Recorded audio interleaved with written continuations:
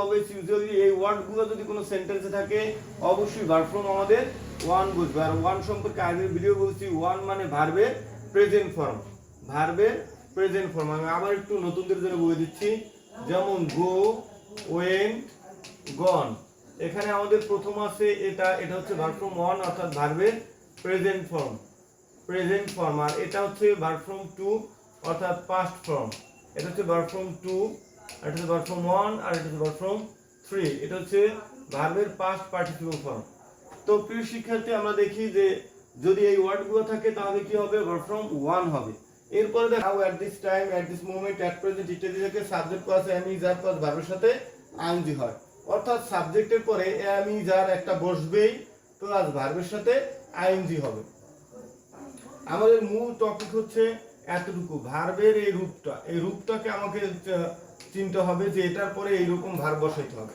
তারপরে দেখো already, yet, just, just now, ever, never, lately, recently, এই ওয়ার্ডগুলো থাকলে আমাদের অবশ্যই বসাইতে হবে have has plus verb form three, have has plus verb form three.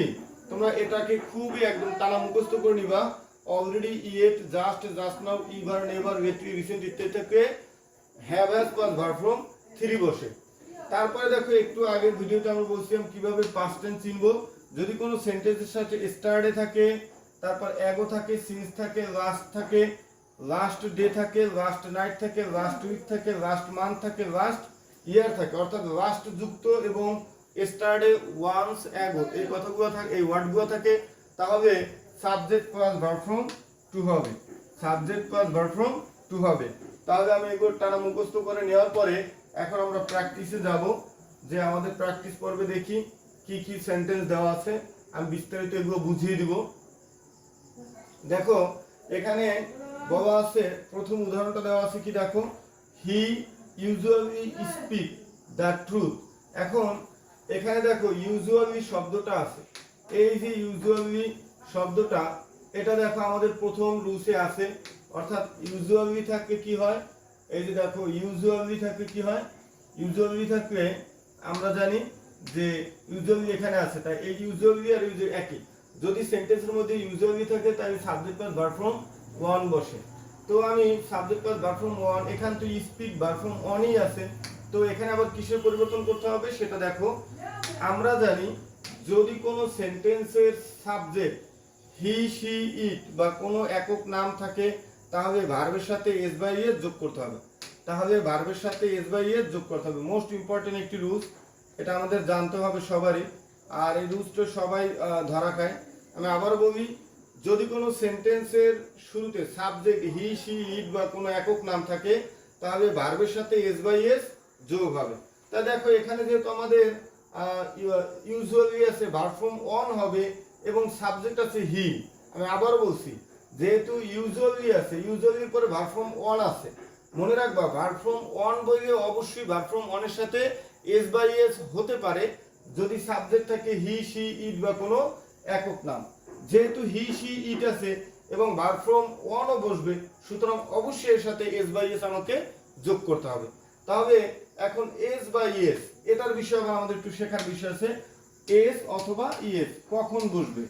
যদি দেখো ভার্বের শেষের ওয়ার্ডে আমাদের এক্স থাকে, এস থাকে, ডাবল এস থাকে, সিএস থাকে, ও থাকে, তাহলে আমরা ইএস যোগ করব।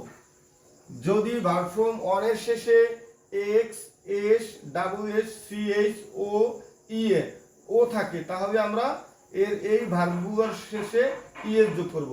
যেহেতু এখানে আমাদের এস, এসএস, সিএস এগুলো কিছু নাই, সুতরাং শুধু এস যোগ করব, এই যে শুধু এস, তাই উত্তর হবে স্পিক্স। কেন ইএস হয় নাই আমি আবার বলি, যদি ভার্বের শেষে এস, এসএস, সিএস, ও থাকে তাহলে ইএস হবে, বাকি ক্ষেত্রে এস হবে। যেমন এখানে আমি একটি উদাহরণ দেওয়া আছে, দেখো হি গো টু স্কুল, হি গো। এখন এখানে যেহেতু হি সাবজেক্ট এবং ভার্ব ফর্ম অন আছে এবং ভার্বের শেষে ও আছে, তাই ও থাকলে আমরা জানি কি ইএস যোগ করতে হবে, তাই গোর সাথে ইএস, গোস, তখন এটা হবে হি গোস টু স্কুল। আশা করি বুঝতে পারছো। এরপরে দেখো 2 নাম্বার দে, এখানে আমরা একটু এটা ক্লিয়ার করে দেখিয়ে দিচ্ছি।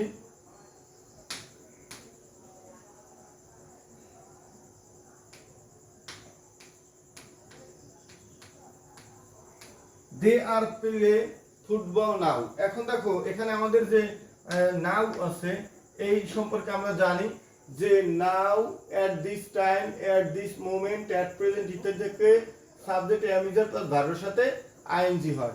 তো এখানে আরও দিয়ে দিছি কিন্তু এখানে প্লে দেওয়া, তাহলে এটা কি হয়ে যাবে, প্লের সাথে আইএনজি হবে। যদি আর নাও থাকতে, যদি আর না থাকতে এখানে যদি এরকম দে প্লে, যদি থাকতো দে প্লে ফুটবল নাও, তখন আমরা এখানে কি করতো, আর যোগ করতে হতো। যেহেতু আমরা জানি দে যদি নাও থাকে তাহলে সাবজেক্ট প্লাস অ্যামিজার প্লাস ভার্বের সাথে আইএনজি হবে।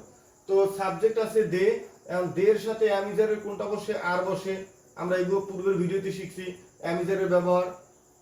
হি সি ইট থাকে ইজ হয়, হি সি ইট বা কোনো একক নাম থাকে ইজ হয়, আই এর সাথে এম হয়, বাকি ক্ষেত্রে আর হয়। তাই দের সাথে আর ক্লিয়ার হয়ে গেল। এরপর আমরা দেখি একটু বিস্তারিত দেখি, আর কয়েকটা এক্সাম্পল করি আমরা। এখানে দেখো বলা হয়েছে হি, এখানে দেখা যাচ্ছে he has already, he has already, আমরা এখানে যদি এরকম দিয়ে দিই ভাগটা, হি হ্যাজ অলরেডি ইট মনে করে দেওয়া আছে, he has already it the fish.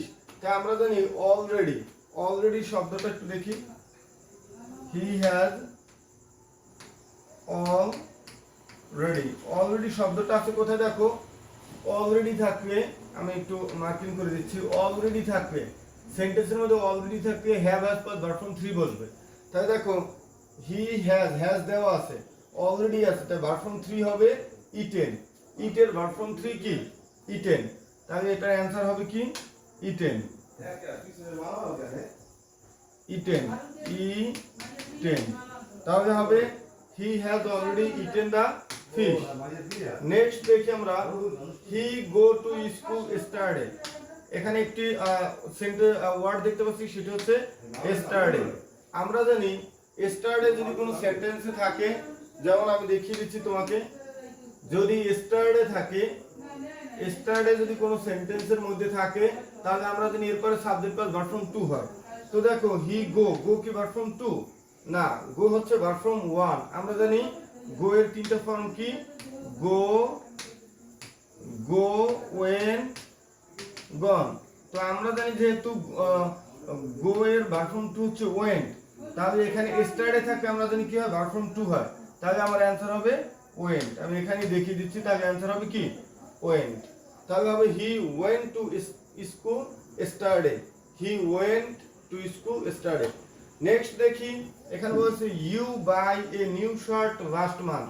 এখন দেখো এখানে যে আমাদের ওয়ার্ডটা আছে লাস্ট মান্থ, লাস্ট মান্থ শব্দটা একটি কোথায় আছে দেখো, লাস্ট মান্থ। তাই লাস্ট মান্থ থাকবে সাবজেক্ট প্লাস ভার্ব ফর্ম 2 বসে।